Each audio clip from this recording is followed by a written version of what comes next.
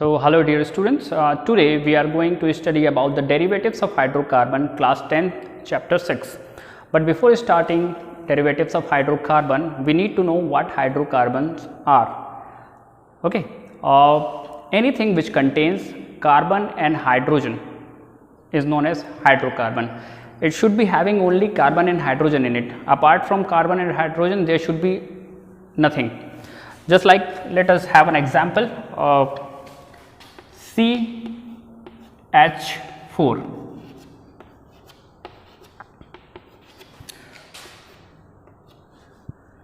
CH4. This is the structure of methane. This is the structure of methane. Methane is a gas. Basically, it is a hydrocarbon. It means there is nothing apart from carbon and hydrogen. Is there anything you can see here apart from hydrogen and carbon? No. So, any such compound which contains what? Carbon and hydrogen in it is known as hydrocarbon. Okay. And what hydrocarbon derivatives are? Anything which is derived from the hydrocarbon is known as derivatives of hydrocarbon. It means what? कोई भी चीज जो कि hydrocarbon से बनी होगी, okay, कि hydrocarbon में से कोई हाइड्रोजन निकाल दिया, उसकी जगह कुछ और लगा दिया, हाइड्रोकार्बन में से कुछ कोई भी एक हाइड्रोजन निकाल देते हैं. जैसे कि एक एग्जांपल ले लेते हैं. Let us eliminate one hydrogen minus H and let us attach a chlorine to it.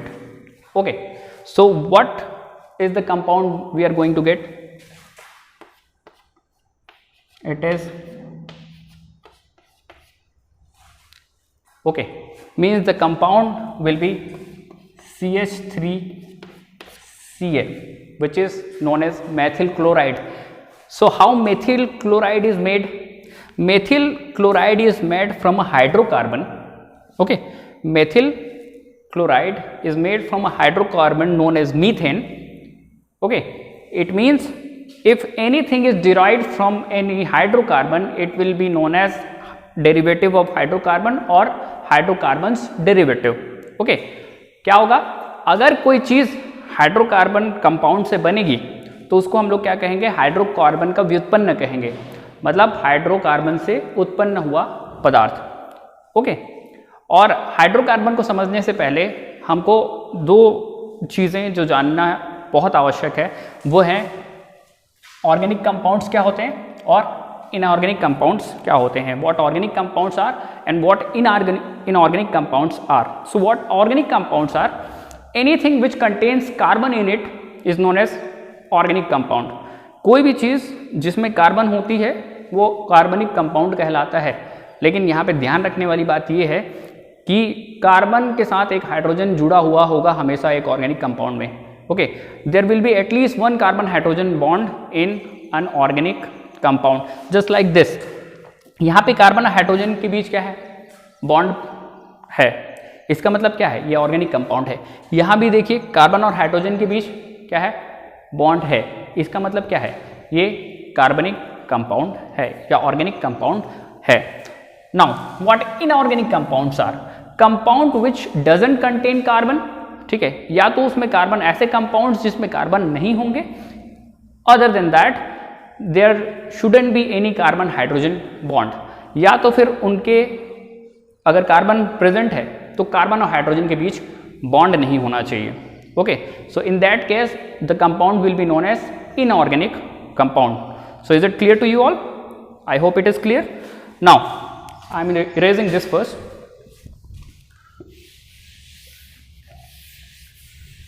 Now, there are some facts which I think you should know before starting this chapter. The facts are, earlier it was believed that the carbon containing compounds like sugar, urea, starch, etc. can be synthesized only from the living organisms. Okay, पहले ऐसा सोचा जाता था या पहले ऐसा माना जाता था कि जो कार्बन कंटेनिंग कंपाउंड्स हैं या organic compounds I should say, जैसे कि यूरिया, जैसे कि शुगर, शर्करा वगैरह, उनको सिर्फ लिविंग ऑर्गेनिज्म से ही क्या किया जा सकता है? सिंथेसाइज किया जा सकता है. जैसे कि शकरकंद, कंदमूल वगैरह है, उन लोगों से हम लोग क्या कर सकते हैं?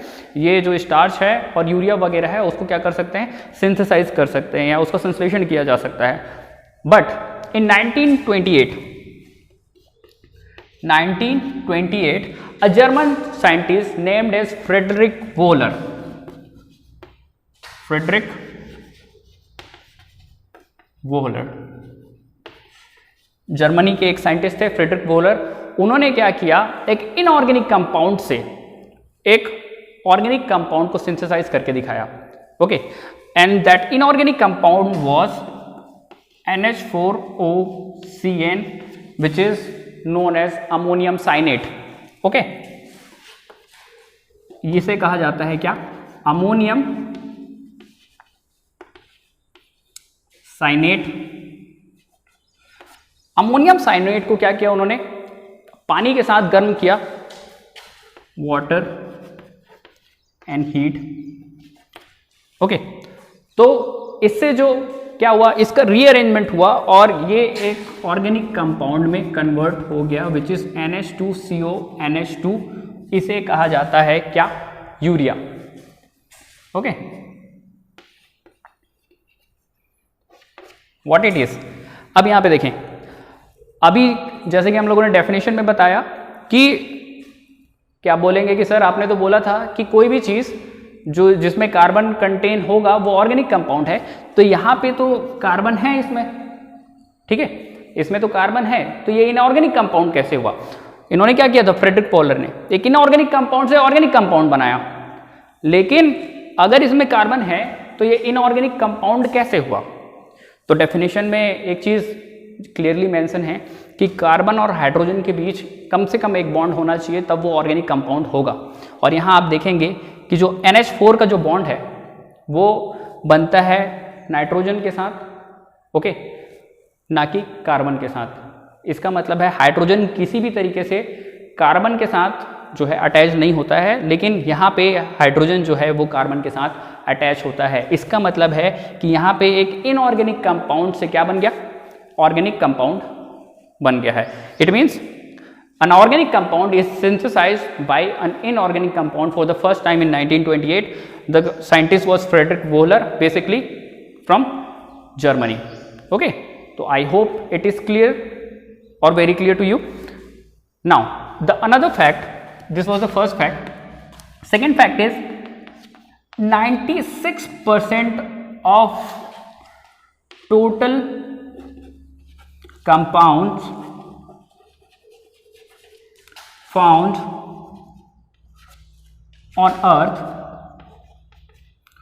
on the earth are organic in nature.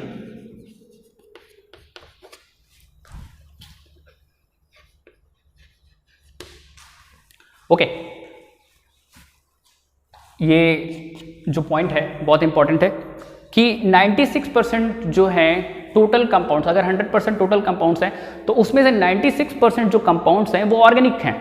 Okay, इसका मतलब क्या है कि 96% जो कंपाउंड्स होंगे उनमें कार्बन हाइड्रोजन के बीच जो है बॉन्ड प्रेजेंट होगा। ओके, कि आप देखेंगे अपने आसपास जितने भी लिविंग ऑर्गेनिज्म हैं उसमें तो कार्बन हाइड्रोजन बॉन्ड प्रेजेंट ही होते हैं। इसका मतलब वो क्या है, ऑर्गेनिक नेचर के हैं, चाहे वो प्लांट्स हो चाहे एनिमल्स हो, है ना। उसमें प्रोटीन के फॉर्म में या और दूसरे फॉर्म्स में, स्टार्च, शुगर के फॉर्म में, उनके अंदर जो है वो क्या होता है, ऑर्गेनिक कंपाउंड्स प्रेजेंट होते हैं। इसका मतलब सिर्फ जो 4% जो कंपाउंड्स हैं वो इनऑर्गेनिक नेचर के होते हैं। मतलब कहीं ना कहीं कंपाउंड्स में कार्बन कंटेंट होता ही है ज़्यादातर कंपाउंड्स में, और सिर्फ 4% जो कंपाउंड्स है उसमें कार्बन हाइड्रोजन बॉन्ड नहीं पाए जाते हैं। ओके, और इसका रीजन क्या है, what is the reason behind it. So there is a basic reason known as catenation of carbon. Okay, I think you should take a screenshot of this, and then after I will erase it and I will explain the catenation. Okay,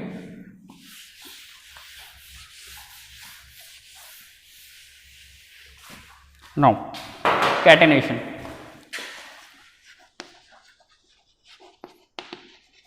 What catenation is? The tendency of carbon of forming long chains, okay, is known as catenation. Tendency of carbon to form long chains compound is known as catenation. Okay, इसका मतलब carbon की एक tendency होती है कि carbon क्या करता है, ज़्यादातर एलिमेंट्स के साथ या ज़्यादातर कंपाउंड्स के साथ बहुत बड़े लंबे लंबे चेन्स फॉर्मेशन करता है। इसीलिए कार्बन के कंपाउंड जो है सबसे ज़्यादा मात्रा में अर्थ में प्रेजेंट होते हैं। ठीक है, तो अगर कार्बन के सबसे ज़्यादा या ऑर्गेनिक कंपाउंड्स की मौजूदगी अर्थ में इतनी ज़्यादा है, उसके पीछे जो है कार्बन की टेंडेंसी है कैटेनेशन। ओके, नाउ अब हम आते हैं अपने टॉपिक पे जो है हाइड्रोकार्बन। तो सबसे पहले आप ये तो समझ गए होंगे कि हाइड्रोकार्बन्स होते क्या हैं। हाइड्रोकार्बन्स वे कंपाउंड्स हैं जिसमें जो है सिर्फ हाइड्रोजन और कार्बन एलिमेंट्स जो हैं वो प्रेजेंट होंगे। ओके, तो डेफिनेशन क्या होगा हाइड्रोकार्बन का? Hydrocarbons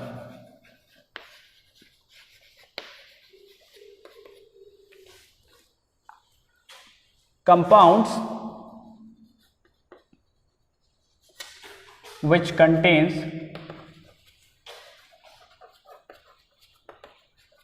only hydrogen and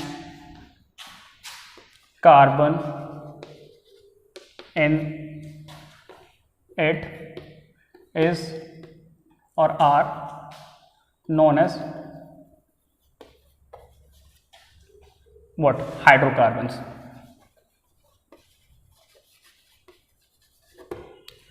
clear है कि ऐसे कंपाउंड्स जिसमें सिर्फ हाइड्रोजन और कार्बन जो होंगे प्रेजेंट होंगे उनको क्या कहा जाएगा? हाइड्रोकार्बन्स कहा जाएगा। जैसे कि एग्जांपल हम लिख लेते हैं, CH4 हो गया। अगर इसको देखेंगे ये एक मीथेन है। ठीक है, ये जो फॉर्मूला है वो मीथेन का है। मीथेन में सिर्फ कार्बन और हाइड्रोजन आप देख पा रहे हैं। ठीक, C2H6 इसको कहा जाता है इथेन। तो जितने भी एल्केन होंगे, okay, I know and I hope that you know what alkanes are. Okay, तो जितने भी एल्केन्स होंगे, चाहे एल्कीन्स होंगे चाहे एल्काइंस होंगे, सबके सब क्या है? ओनली हाइड्रोकार्बन्स हैं। ओके, नाउ C2H2, C2H4 ये सारे क्या है? हाइड्रोकार्बन्स हैं। ओके, अब देखते हैं कि types of hydrocarbon. There are types of hydrocarbon. I am writing it in a compose manner HC, hydrocarbon. Now there are two types of hydrocarbon. One is saturated hydrocarbon, saturated hydrocarbons. The second one is unsaturated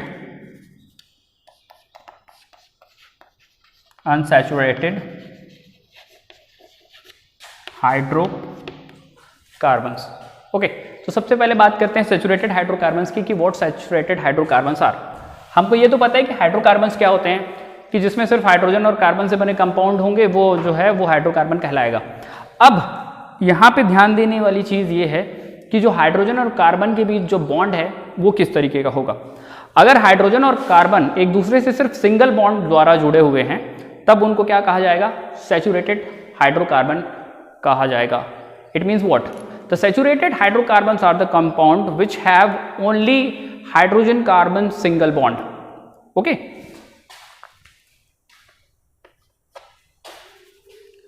if only, or I should write, if all the four valencies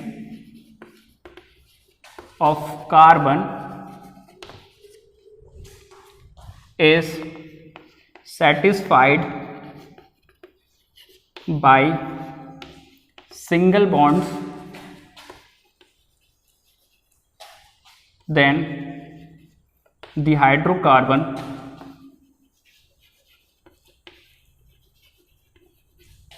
will be known as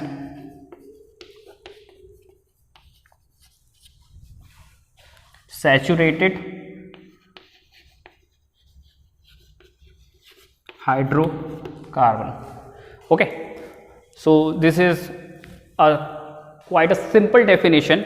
If all the four valencies, हमको पता होनी चाहिए कि carbon की जो valency है वो tetra valency show करता है ठीक है, इसका मतलब है उसके पास जो है 4 संयोजकता होती है, मतलब वो 4 इलेक्ट्रॉन दे सकता है, ले सकता है, या 4 इलेक्ट्रॉन्स की क्या करता है, शेयरिंग करके अपना ऑक्टेट कंप्लीट करता है। इट इधर गिव और टेक और share 4 electrons to complete its octet. Okay, अब यहाँ पे देखते हैं सैचुरेटेड हाइड्रोकार्बन के एग्जाम्पल क्या है।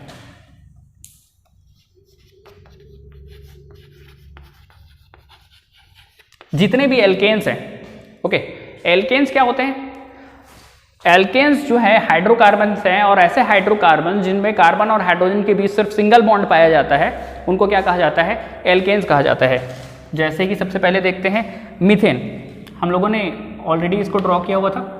CH4 जो है इसका फॉर्मूला होता है, और जब हम इसका स्ट्रक्चर ड्रॉ करते हैं तो वो कुछ इस तरीके से होता है।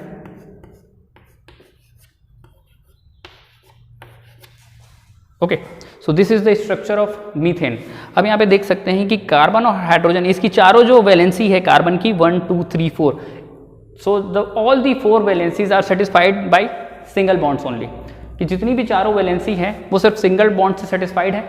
एक और एग्जांपल लेते हैं, ईथेन C2H6, इसको कहा जाता है ईथेन।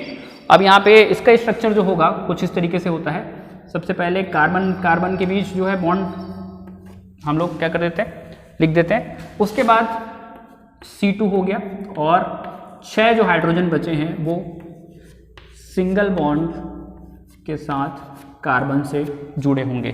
तो आप देख सकते हैं इस स्ट्रक्चर में कि कार्बन में कहीं पे भी डबल बॉन्ड नहीं है, हर जगह पे क्या है, कार्बन कार्बन सिंगल बॉन्ड है, और कार्बन हाइड्रोजन के बीच भी क्या है, सिंगल बॉन्ड है। इसका मतलब है अगर कार्बन कार्बन या कार्बन हाइड्रोजन के बीच सिर्फ सिंगल बॉन्ड है तो वो जो है सैचुरेटेड नेचर का होगा, या उसे कहा जाएगा संतृप्त हाइड्रोकार्बन। ओके, अब देखते हैं एसैचुरेटेड हाइड्रोकार्बन्स क्या होते हैं, या सैचुरेटेड और अनसैचुरेटेड हाइड्रोकार्बन क्या होता है। अनसैचुरेटेड हाइड्रोकार्बन, इसे असंतृप्त हाइड्रोकार्बन कहा जाता है, इसे संतृप्त हाइड्रोकार्बन कहा जाएगा, इसे असंतृप्त हाइड्रोकार्बन कहा जाता है।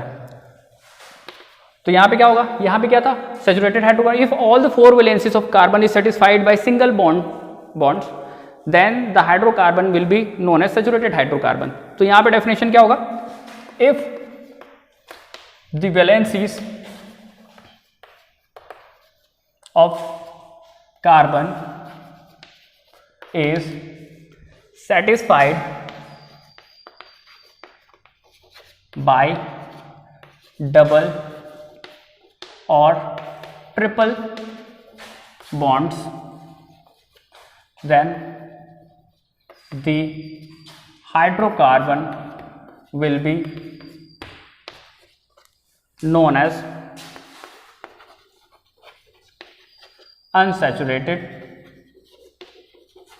hydrocarbon। इज इट क्लियर कि अगर कार्बन हाइड्रोजन या कार्बन कार्बन के बीच क्या होगा, डबल या ट्रिपल बॉन्ड होगा, तब उसे क्या कहा जाएगा, अनसैचुरेटेड हाइड्रोकार्बन कहा जाता है। एग्जाम्पल देख लेते हैं, एल्कीन्स और एल्काइंस। एल्कीन्स में कार्बन कार्बन डबल बॉन्ड होता है, और एल्काइंस में कार्बन कार्बन ट्रिपल बॉन्ड पाया जाता है। तो सबसे पहले एल्कीन का एक एग्जांपल ले लेते हैं, C2H4, इसे कहा जाता है मेथीन, ओके एथीन, सॉरी, इसे कहा जाता है एथीन या एथिलीन कहा जाता है। इसका स्ट्रक्चर जो होगा, कार्बन कार्बन के बीच जो है ये डबल बॉन्ड होगा, और हाइड्रोजन जो है वो सिंगल बॉन्ड से जुड़ा हुआ होगा। तो इसका नाम एथीन या एथिलीन आप लिख सकते हैं, एथीन कहा जाता है इसे। ओके, अब जो एल्काइंस हैं उसमें जो है कार्बन कार्बन के बीच क्या होगा, ट्रिपल बॉन्ड प्रेजेंट होगा। तो इसे भी देख लेते हैं, C2H2, इसे कहा जाता है इथाइन। क्या कहा जाता है इसे, इथाइन। ओके, जब इसका स्ट्रक्चर बनाएंगे तो स्ट्रक्चर कुछ इस तरीके से होगा, C triple bond C, single bond H, single bond H। तो इस तरीके से हम देख सकते हैं कि सैचुरेटेड हाइड्रोकार्बन्स में कार्बन और चाहे कार्बन कार्बन हो या कार्बन हाइड्रोजन हो, उनके बीच सिर्फ सिंगल बॉन्ड पाया जाता है, और जो अनसैचुरेटेड हाइड्रोकार्बन्स है उनके बीच कहीं ना कहीं कार्बन कार्बन डबल बॉन्ड या कार्बन कार्बन ट्रिपल बॉन्ड जो है वो प्रेजेंट होगा। तो इस तरीके से हम सैचुरेटेड और अनसैचुरेटेड हाइड्रोकार्बन्स को समझ सकते हैं। आई होप इट इज़ क्लियर। एक स्क्रीनशॉट आप इसका ले सकते हैं। ओके।